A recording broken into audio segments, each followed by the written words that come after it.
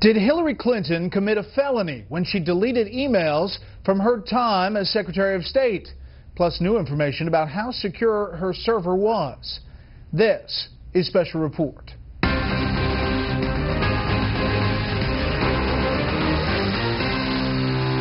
Good evening. Welcome to Washington. I'm Brett Baer. The implications of the Hillary Clinton email scandal are growing potentially much more serious tonight. Clinton's admission that she decided which emails to keep and which to destroy could set her up for criminal prosecution. Chief White House correspondent Ed Henry has the latest on this story tonight. Former Secretary of State Hillary Clinton may be facing new demands for information about her email, with aides telling Fox Republican Jason Chaffetz is now planning to open a formal investigation as early as Friday into the legal implications of the handling of her email and server.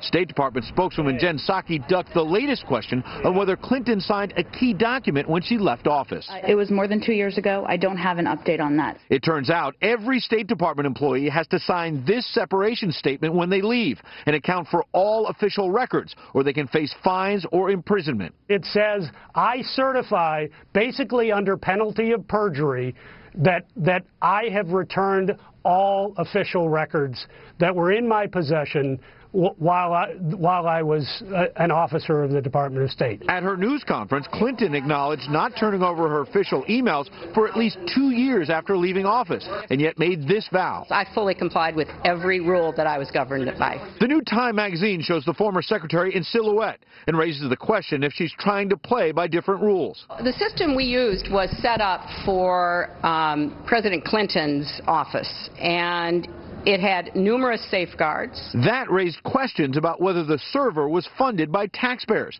though a Democratic source told Fox today it was paid out of pocket by former President Bill Clinton, so he owns it. Another lingering question, the safety of the private server. I'm certainly well aware of the classification requirements and did not send classified material. That left the door open to receiving classified emails. It's almost a certainty that her aides were sending her messages and referring to classified material, whether they be State Department reports or CIA, PDB, or National Intelligence Daily articles.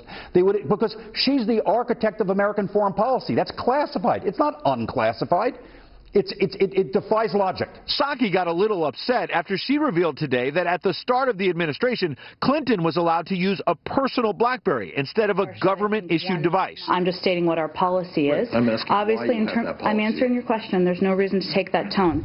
Now, Secretary Clinton, after dealing with questions of transparency Tuesday, delivered a paid speech Wednesday that was closed to the media.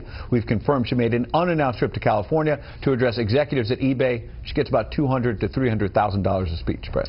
And stand by on another topic, if you would. Iran's supreme leader says a letter from Republican lawmakers warning that any nuclear deal could be scrapped by the next U.S. president is a sign of disintegration of Washington. The State Department obviously is not going that far. We certainly wouldn't echo or quote comments from the Supreme Leader. I will say that we believe we've negotiated in good faith from the beginning of these talks. We'll continue to do so.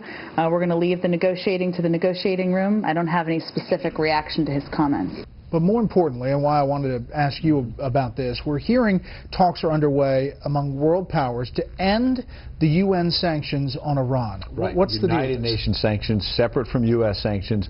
White House officials are not, at least initially, knocking down this report from Reuters. Why it's significant is that would be a big step towards the president being able to snuff out any Republican opposition to a deal he could cut with Iran. Remember, Secretary Kerry said yesterday to Congress that if they cut a deal with Iran, it's an executive agreement, so it's non-binding. The next president could, Democrat or Republican, could undo it. If the UN Security Council passes a resolution that A, eliminates UN sanctions against Iran, and B, affirms this deal with Iran, it would be binding. Republicans can't stop it. That's why Bob Corker, the key senator here, wrote a letter to the president today saying that would be an affront to the American people, in his words, and that is going to set alarm bells off on the Hill. And if the U.S. didn't veto that effort in the Security Council, that would be quite something. Absolutely.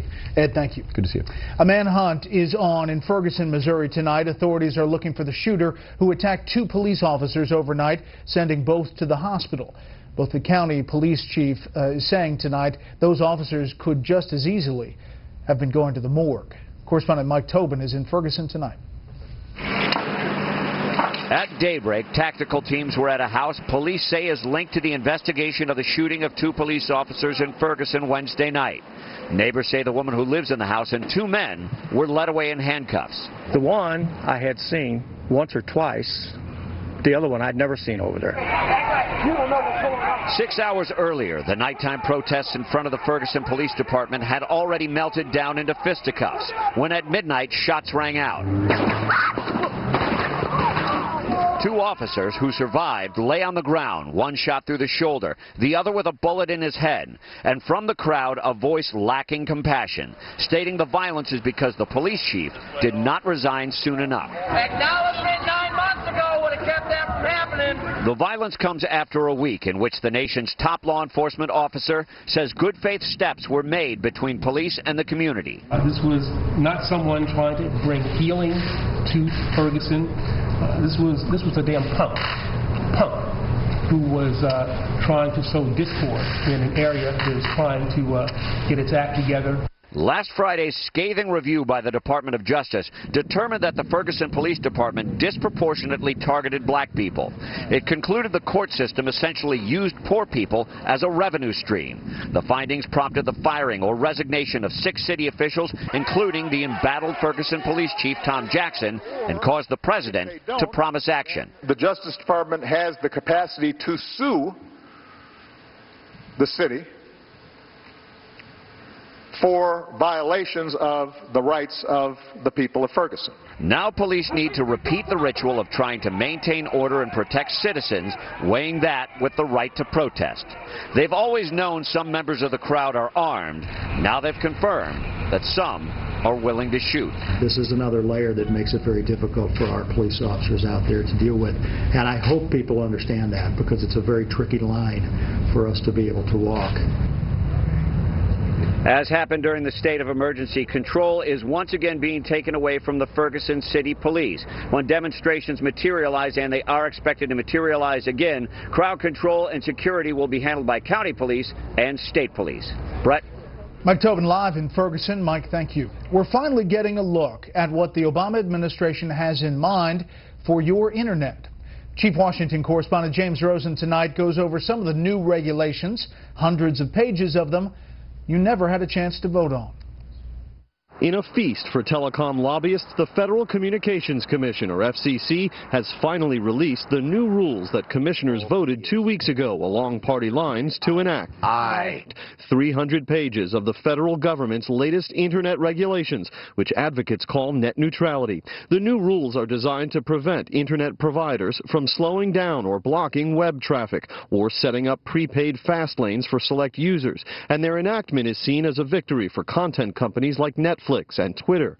Under the new rules, broadband internet service is now regulated as a public utility, and the provider of it is now required, as stated on page 94, to make, quote, just and reasonable efforts to transmit and deliver its customers' traffic. Here, as you'll see in the FCC's order, the agency goes through all these legal gymnastics in order to persuade itself and ultimately a court that no, they do have the power to do it. I don't see that much wiggle room according to the plain language of the law, so ultimately it's going to be up to a number of judges to sort out who's right. Exactly what is just and reasonable practice, the FCC will determine on a case-by-case basis. It's one of many clauses and codicils in the new rules that lawyers for broadband colossi like Verizon, Comcast, and AT&T, all of whom vigorously fought the move, are expected to focus on when they sue the agency in federal court to try to block the implementation of the regulations. In an interview with Fox News when the vote occurred, Democratic Senator Ed Markey of Massachusetts, an author or co-author of virtually every telecom law of the last 2 decades, applauded the regulations. Well, I'm glad that the Federal Communications Commission is using existing law, using Title II of the Telecommunications Act, using the very laws that were intended to be used in order to guarantee equal access for every entrepreneur who has a creative idea that could produce jobs in our society. Analysts point out that most broadband providers already refrain from discriminating against different kinds of web traffic by slowing or blocking the transmission of data because doing so is unpopular with the public, and they are loath to risk the ensuing reputational costs. Brett? James, thank you. Up next, a journalist who has seen firsthand the brutality and savagery of ISIS terrorists. First, here's what some of our Fox affiliates around the country are covering tonight. Fox 10 in Mobile, Alabama, with the latest on the military helicopter that crashed in dense fog across the border in Florida. Officials say 2 bodies have been recovered so far from the wreck off the coast. 11 Marines and soldiers are presumed dead. Fox 12 in Portland with the arrest of a 15-year-old boy accused of kidnapping a 22-month-old child Sunday. It was captured on surveillance video. The kidnapper put down the child and fled after being chased by the child's siblings and 2 teenage boys. This is a live look at Phoenix from Fox 10, our affiliate out there. The big story there tonight, comedian Will Ferrell playing in 5 spring training games today. It's a production from the Funny or Die website and will be shown on HBO later this year. Ferrell will play all 9 positions during the feat, which is also a fundraiser for charity. That's tonight's live look outside the Beltway from Special Report. We'll be right back.